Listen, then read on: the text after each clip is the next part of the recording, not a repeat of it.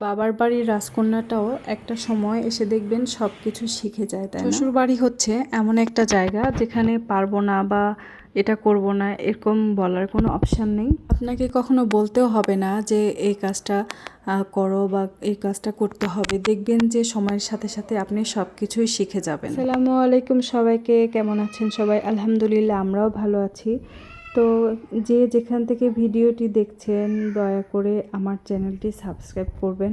আর আমার ভিডিওগুলো যদি পরবর্তীতে দেখতে চান তো দয়া করে পাশে থাকা বেল বাটনটি ক্লিক করে রাখবেন, যেন আমি কোনো ভিডিও আপলোড করার সাথে সাথে আপনাদের ফোনে নোটিফিকেশানটি চলে যায়। তো কিছু বাজার করে নিয়ে এসেছিলাম, ডাল, ময়দা, এগুলো শেষ হয়ে গিয়েছে। তো এগুলো নিয়ে আসার পরে এরকম সব কিছু বয়ামে করে ঢেলে রাখছি। তো এই কাজটা করতে আমার বরাবরই অনেক ভালো লাগে। আমি এখানে মসুর ডাল নিয়ে এসেছি, মসুর ডাল, বুটের ডাল, আর সাথে একটা মানে মটর ডাল বলা চলে, ওটা আমাদের গ্রামের ভাষায় বলে অ্যাঙ্কর ডাল বলে। এই ডালটা কিন্তু খেতে অনেক মজা।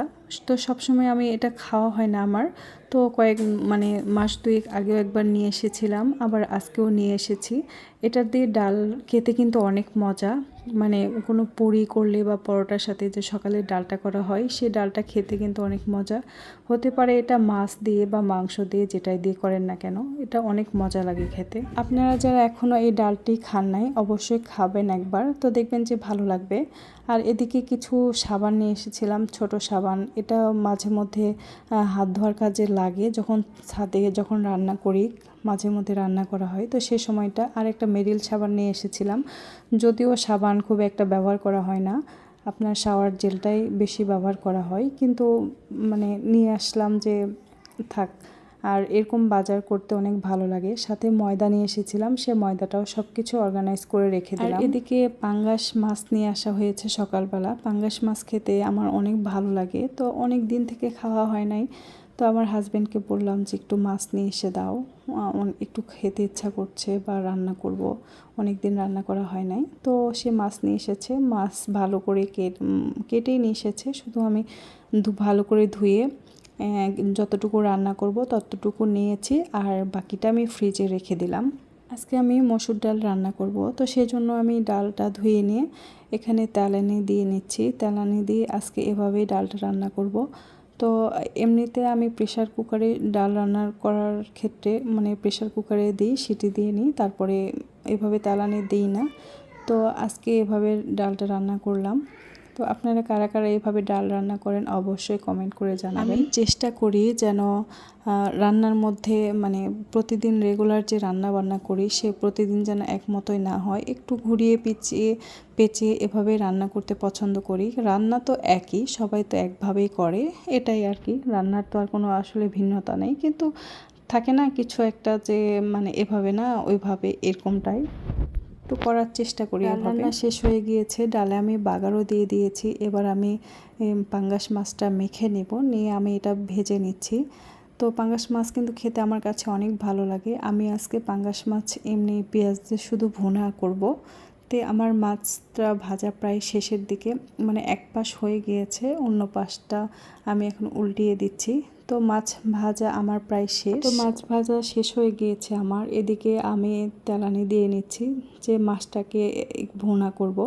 তো আমি রান্নার ক্ষেত্রে সরিষার তেল, সয়াবিন তেল, দুইটা তেলই ব্যবহার করি, আমার যখন যেটা ভালো লাগে। আবার অনেক সময় হয় যে একবারেই শুধু সয়াবিন তেলই দিয়ে দিলাম। তো এই তেলানির মধ্যে আমি আদা রসুন বাটা, জিরা বাটা, তারপরে লবণ, হলুদ, মরিচ, আর গুঁড়া গরম মশলা দিয়ে দিলাম। তো মশলাটা খুব ভালোভাবে কষাতে হয়। পাঙ্গাস মাছের ক্ষেত্রে একটু মশলাটা ভালোভাবে কষিয়ে নিয়ে আবার একটু মশলা মশলা হলেও অনেক ভালো লাগে খেতে। তো আমি এভাবেই মাছটা ভুনা করি। তো মাছটা কিছুটা কষিয়ে নেওয়ার পরে আমি এখানে পরিমাণ মতো পানি দিয়ে দিচ্ছি। আমি আর পানি দিয়ে দেবো না, যতটুকু ঝোল রাখবো আমি ঠিক ততটুকুই দিব। তো এই যে আমার মাছটা রান্না করা হয়ে গিয়েছে। তো মাছ রান্না শেষ করে আমি বাটিতে উঠিয়ে নিয়েছি, কড়াই থেকে ঢেলে নিয়েছি।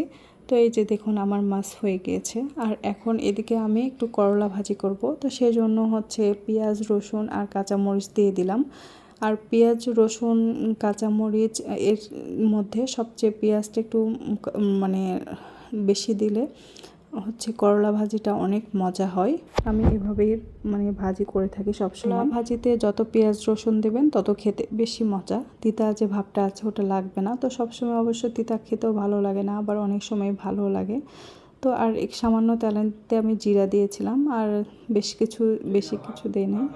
তো করলা ভাজি আমার হয়ে গিয়েছে, আমি এটা তো বাটিতে উঠায় নিচ্ছি। তো দুপুরে আজকে আমাদের এগুলোই তরকারি ছিল, এগুলোই আয়োজন ছিল খাওয়া দাওয়ার। তো দুপুরে খাওয়া দাওয়া শেষ করে বিকেলে তো চা খেতেই হবে। তো আমি এখানে পানি বসিয়ে দিয়েছি, আর পানিতে আমি তেজপাতা দিয়ে দিলাম। আর পানিটা বলক যখন এসেছে তখন এভাবে তেজপাতার ফ্লেভারটা আমার কাছে অনেক ভালো লাগে যে কোনো চা। এখানে আমার চাও প্রায় রেডি হয়ে গিয়েছে।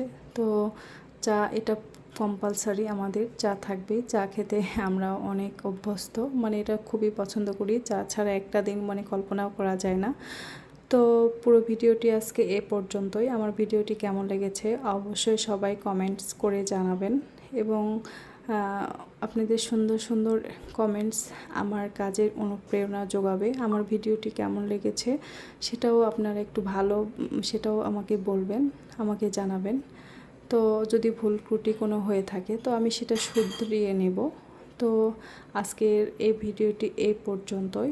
তো সবাই ভালো থাকবেন, এবং কে কোথা থেকে আমার ভিডিওটি দেখছেন প্লিজ কমেন্ট করে সেটা জানাবেন। আর আমার মতো কে কে মানে চা লাভার আছেন সেটা জানাবেন, যে দুপুরে রাতে সকালে মানে চায়ের ক্ষেত্রে কোনো সময় না নেই যে আমি চা খাবো না, এমনটা কে আছেন অবশ্যই কমেন্ট করে জানাবেন। ধন্যবাদ সবাইকে, ভালো থাকবেন সবাই। আসসালামু আলাইকুম।